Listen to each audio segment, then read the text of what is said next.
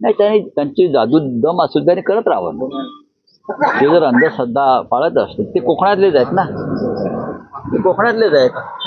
त्याच्यामुळे त्यांच्याकडे तशी जर का ताकद असेल तर त्यांनी जादू करत राहावं आणि आम्ही आमच्या पुरोगामी विचाराने ती जादू मोडून काढू. टोपलीवर लिंबू निघाले. कोणाचं ऐकताय, कोणाचं कोण बोलतंय आणि कोणाचं ऐकताय? झालं किती वेळा त्याच्यावर बोलायचं.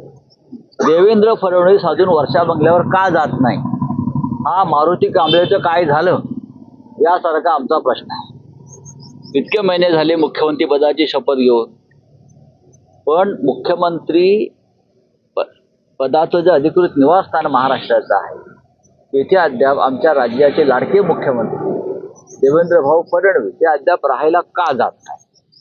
आणि मी असं ऐकलंय, मुख्यमंत्री असं म्हणतात, राहायला गेलो तरी तिथे मी झोपायला जाणार नाही. म्हणजे काय प्रकार आहे? अख्ख्या महाराष्ट्राला चिंता लागून जाईल, त्याचं उत्तर या लिंबूवाल्याने द्यावं.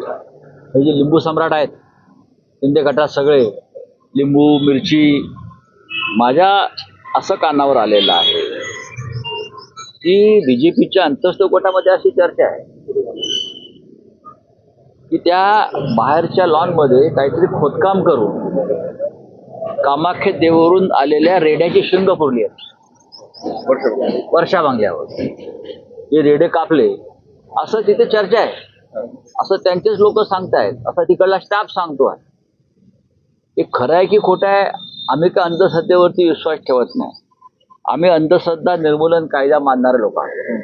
पण ह्या चर्चा आहेत की कामाख्य मंदिरात जे काय रेडे कटिंग झालं, तिथून काही मंत्रलेली शिंग आणली म्हणजे काय, आणि ती तिकडे पुरली आहेत. हे मुख्यमंत्री पद कोणाकडे टिकू नये दुसऱ्या माणसाकडे, आम्ही सदैव असं तिकडला जो कर्मचारी वर्ग ते सांगतायत. आता ही चर्चा आहे. पण साहेब नंतर का माहिती, या निमित्ताने त्यांना संसदेत यावं लागतं. महिने संसदेमध्ये येत नाहीत.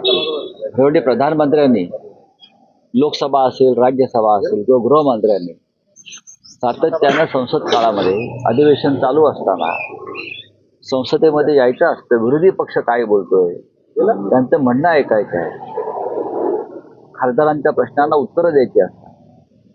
पण गेल्या 10 वर्षामध्ये ही परंपरा मोडीत काढली. पंडित नेहरूंवर टीका करतात मोदीजी, पण पंडित नेहरू पासून इंदिरा गांधीपर्यंत, नरसिंह राव साहेब आम्ही बघितलंय, मनमोहन सिंग संसदेमध्ये पूर्ण वेळ बसत होते आणि संसदीय लोकशाही अशा पद्धतीनं बळकट करण्याचं काम करत होते. दुर्दैवानं आज संसदेची इमारतही बदलली त्यांनी. त्यांच्या सोयीनुसार लग्नाच्या हॉलमध्ये संसद भरवता जाता येतात, बँकेट हॉल सारखं जायचं, आणि सरकार सुद्धा नसतं. पण आज या निमित्तानं ते येत आहेत, ऐकतील लोक, आम्ही चाललो ऐकायला. उद्धव साहेबांनी मुख्यमंत्री पद सोडल्यानंतर अजिबात नाही, मी असं कुठे म्हणतो. मग अडचण काय, नाही गेले तर मग का नाही जायचं? आपण काय एवढा मुद्दा लावून धरताय? आम्ही मुद्दा लावत नाही, आम्ही कशाला मुद्दा लावून धरतो. पण मुख्यमंत्री पद रिकामा राहत आहे, त्याचं उद्या काहीतरी त्यातून वेगळं निष्पन्न होईल. राज्याच्या मुख्यमंत्री पदाचं अधिकृत निवासस्थान आहे, प्रतिष्ठेचा विषय आहे. नक्की तिथे काय घडलंय, काय झालंय, कोणामुळे झालंय, मुख्यमंत्र्यांच्या मनात काय भीती आहे, बरं का, ते का अस्थिर आणि अस्वस्थ आहेत, हे महाराष्ट्राला समजायला पाहिजे ना. मुख्यमंत्री काम करतायत, आम्ही कुठे म्हणतो नाही करत.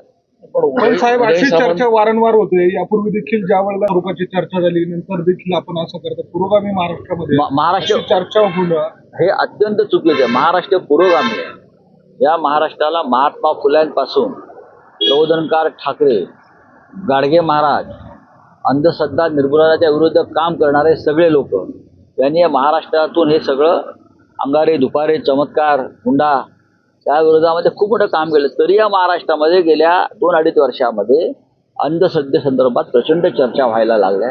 हे अत्यंत चुकीचं आहे. राऊत साहेब, राहुल